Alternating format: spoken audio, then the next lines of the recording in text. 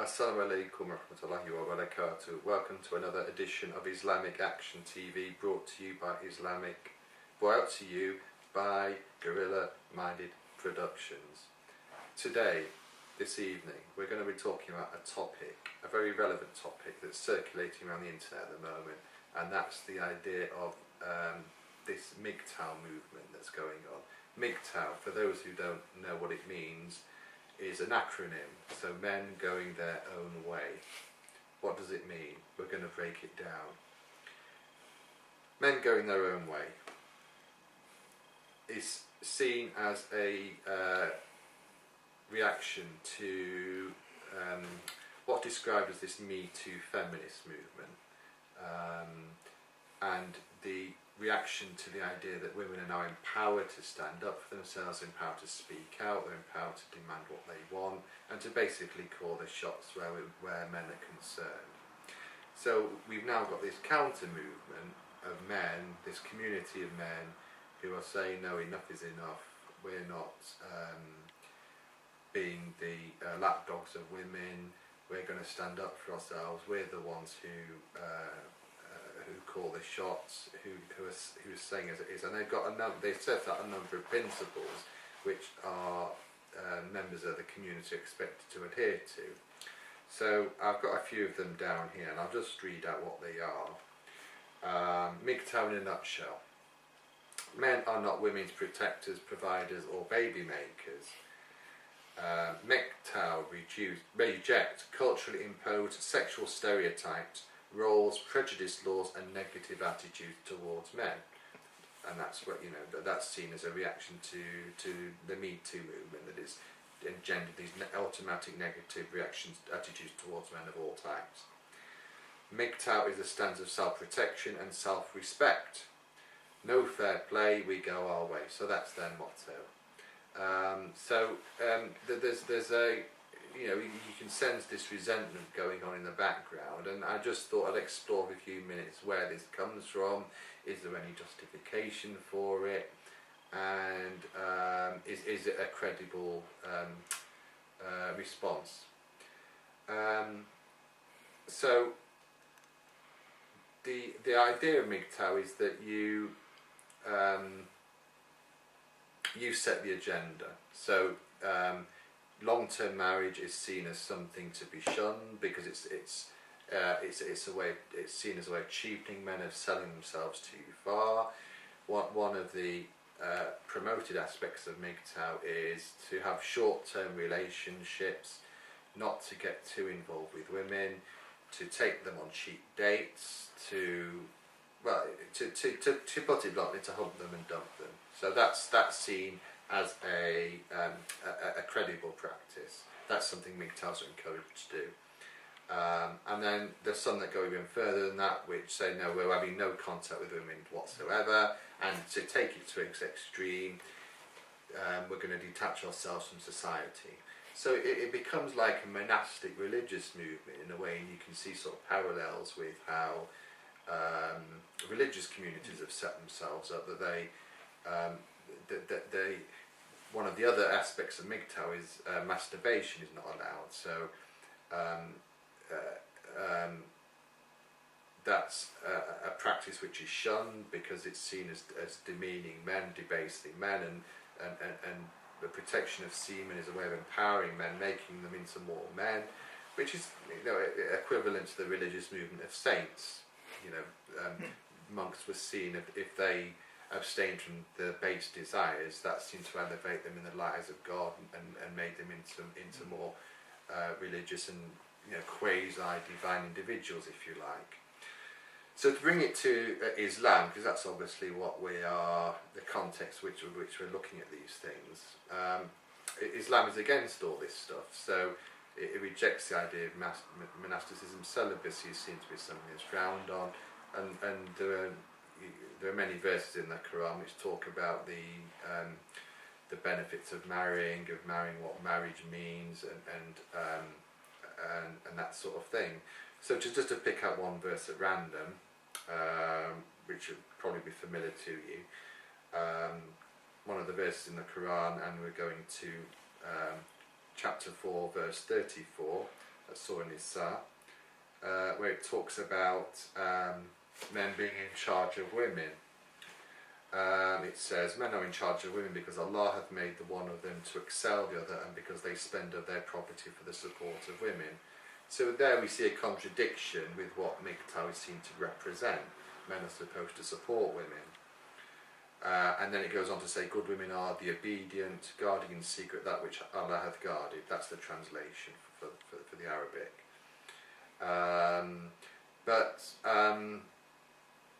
But one of the important aspects is, one thing that we need to bear in mind is that you know, this resentment hasn't come from nowhere. It's something that men, I'm sure, have justifiably seen as being as a result of being rejected. So, you know, if there are many men out there who see women as narcissistic, as selfish, out for themselves, and no matter how much you give them, they don't get enough affection or consideration in return. So it's not just about sex; it's about having a sense of belonging. And men who have been in long-term relationships, and this is obviously something that Mgtow against, these long-term relationships, it's seen as a negative thing, because women are simply not capable of fulfilling the man's needs in a long-term relationship. So what Islam says is that when pairs are created, when zawaj, pairs opposite are created, that he's put love and affection between them. So it's the responsibility, I say, of both sexes to sort of develop this sense of empathy in relationships. So whereas a man may show consideration to the woman, it's meant to be reciprocated.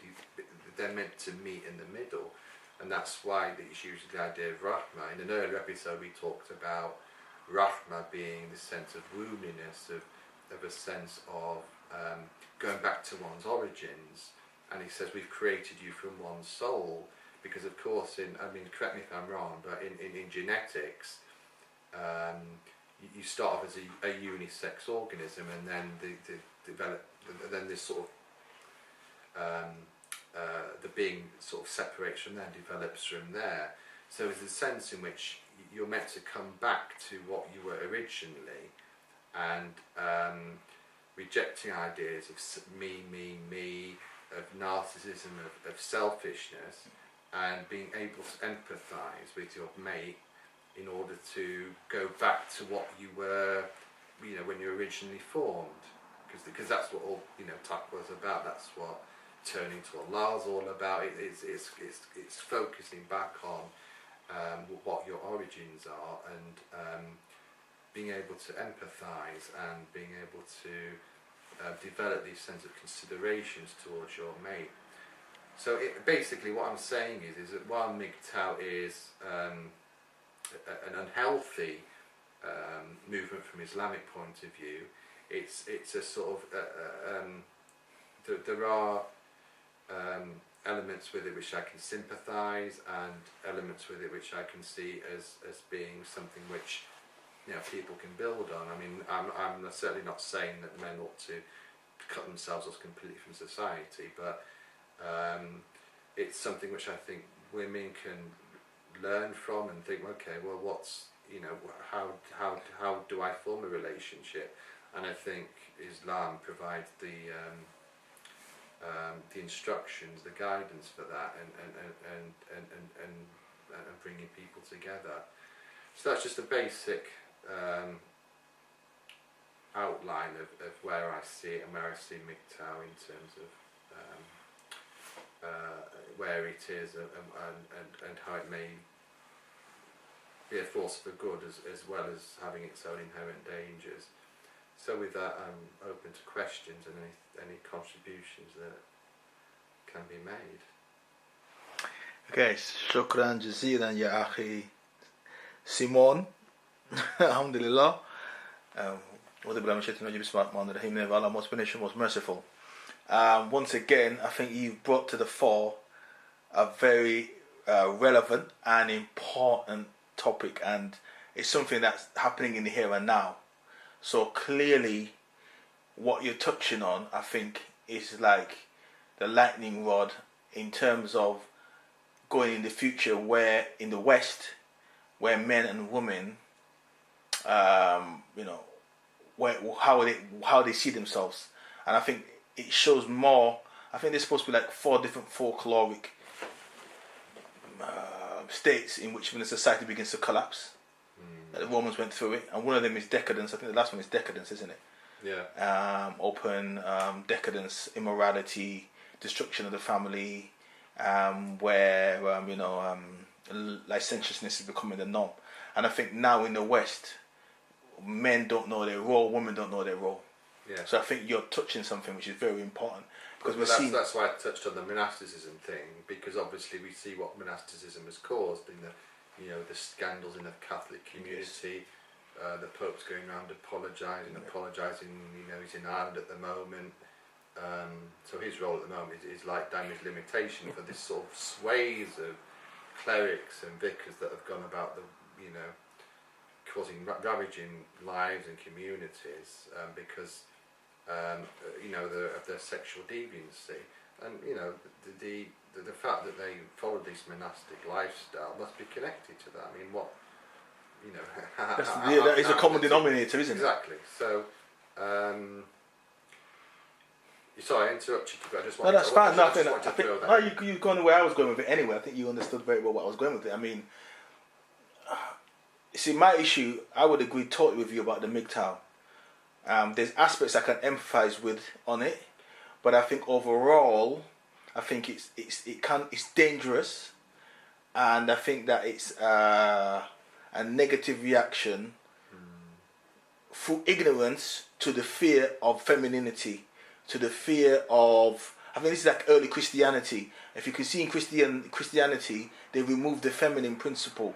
And if you go back to ancient Egypt, they always had the male and the female. Most societies, even the Celts, always had the male and the female. Even the olive and the ivy, these songs we sing at harvest festival times or at Christmas times.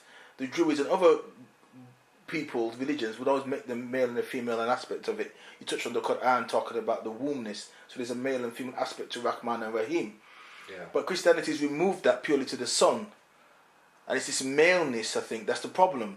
So when you look at the cross, you've got male on male. Where if you look at the Egyptian ankh, it's got the female, the circle. It's got the cross on it, so it's male and female combined. Yeah. But the cross is that male, in terms of the private parts of a male combined on male. So it's father and son. So I think this is what they're wrestling with in the Western society. So I think this, as you said, this view of women as the enemy goes back to burning women as witches. And goes back to the fear of the feminine, sacred feminine, divine strength. I think there's a fear of sexuality. It might be the first time that a caveman saw a woman give birth, and he saw something that he as a male couldn't do. But there's this idea of controlling females, I think, which is unhealthy, and it's not, as you were saying, balanced.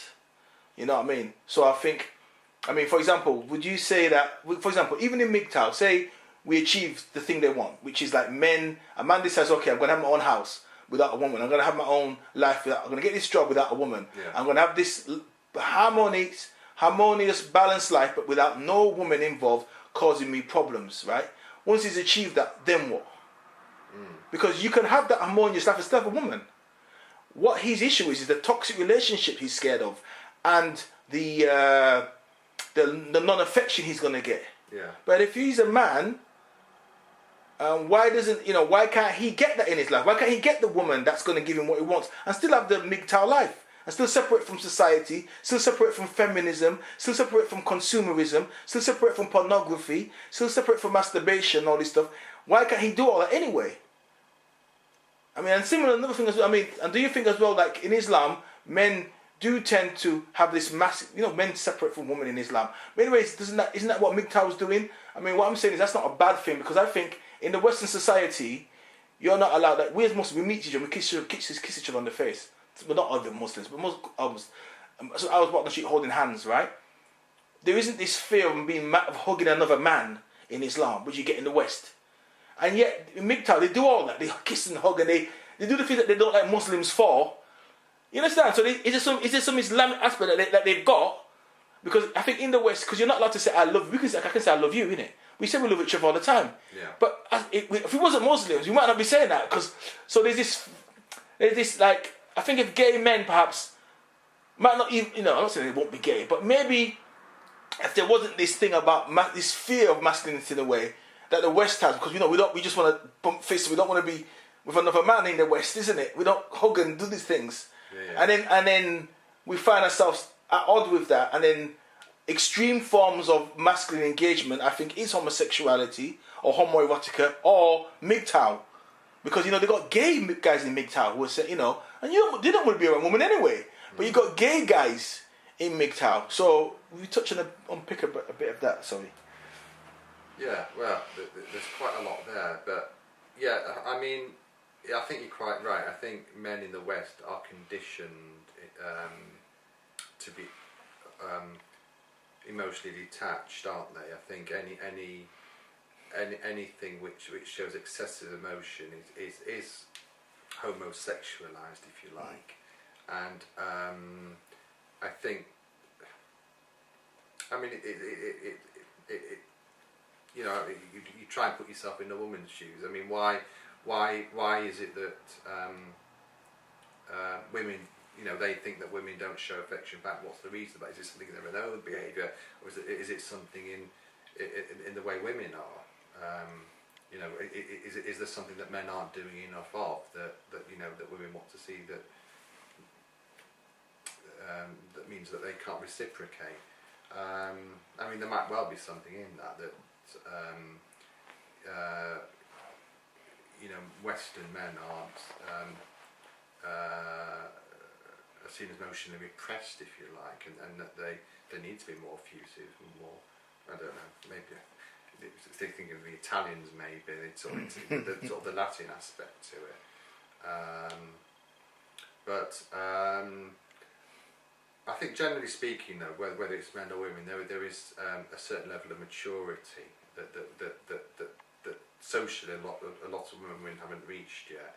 I think Mgtow is still quite an immature movement. I certainly don't think it should end there.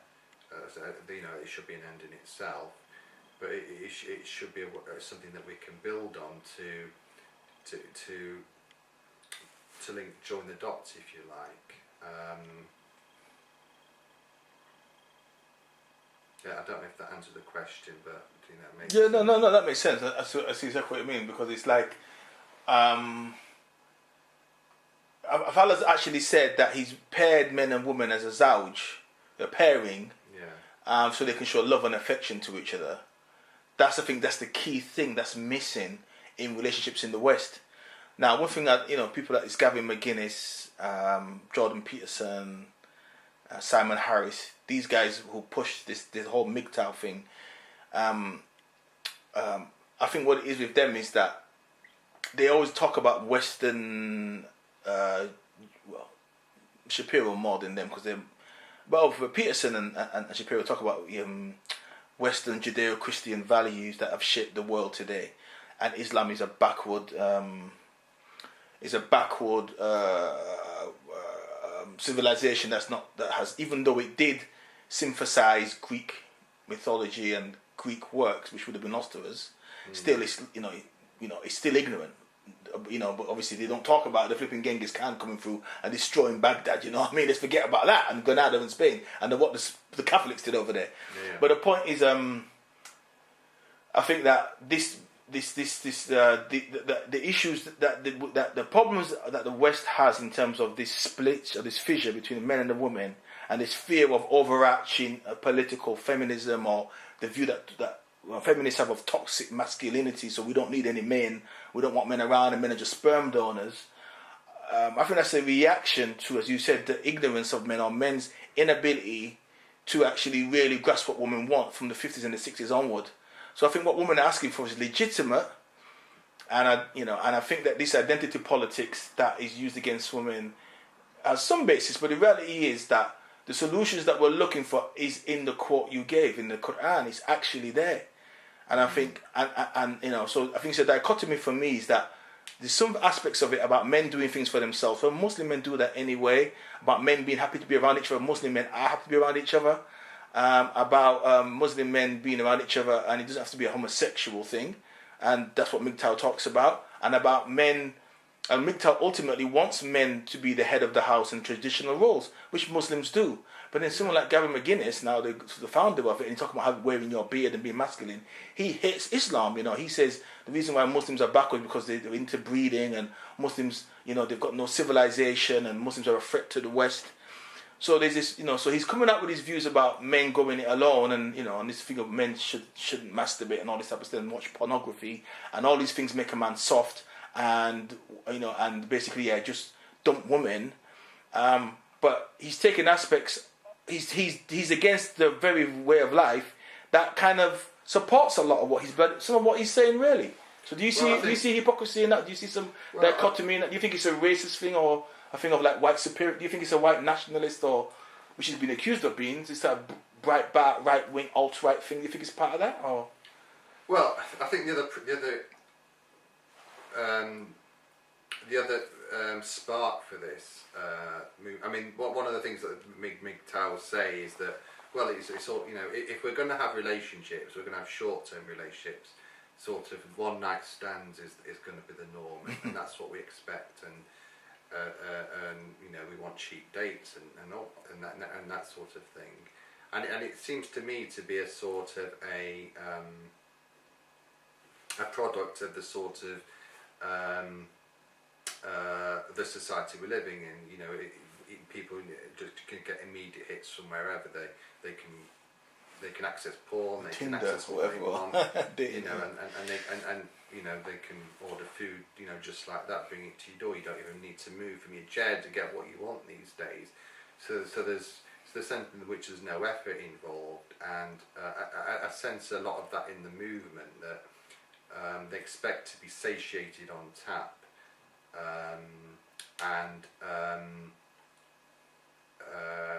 you know, and that's an end in itself.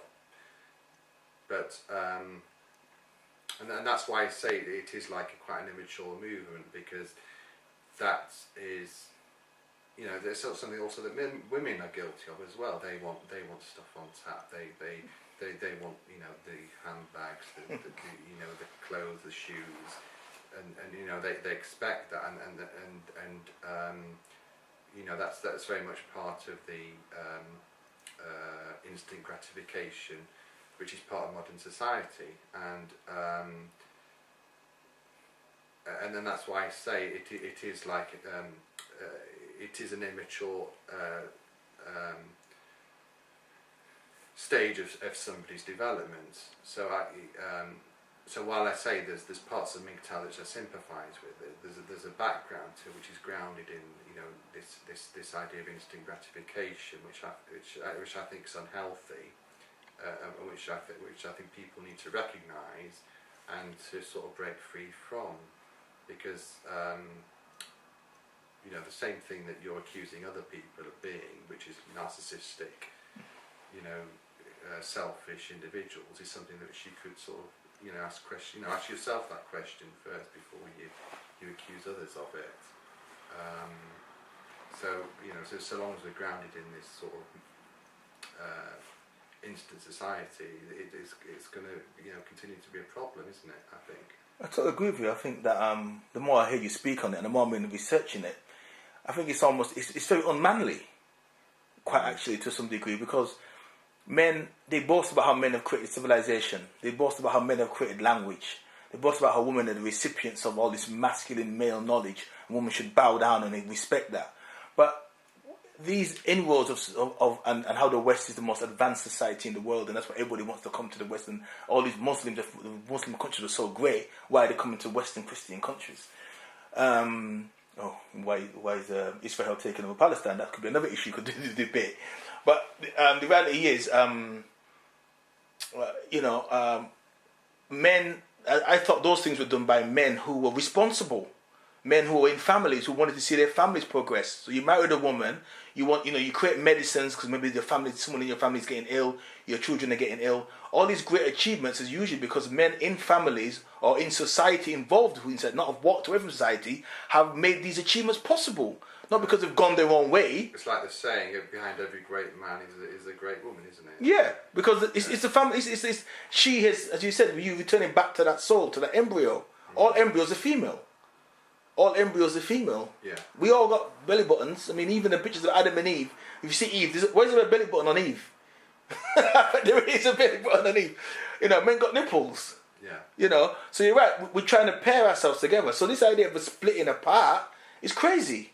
Yeah, remaining split apart. I think that's the thing. And so, I'm not being funny, but the idea of Allah making rahmah between you. It's bringing back to that womb, isn't it?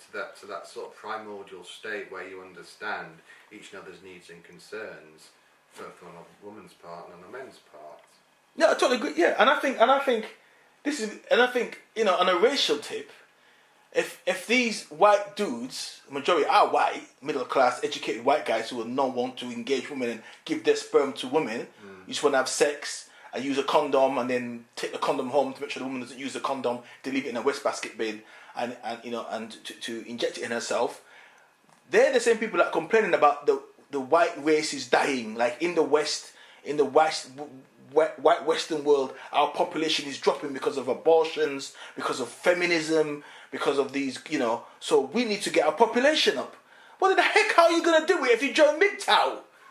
You're hanging out with gay dudes, you know what I mean? I mean, like, if you're scared about your population falling and not producing enough little white babies, and all these brown Asian babies are coming in from Syria, wherever it is, it's a bit dumb then, isn't it? To be so like, okay, we're not going to, we're not going to pump and dump, we're not going to ejaculate in you, or the highest level is not even to have sex at all. We're not baby makers. We're not baby makers. That's what it says. It's just stupid. You're going to die out then.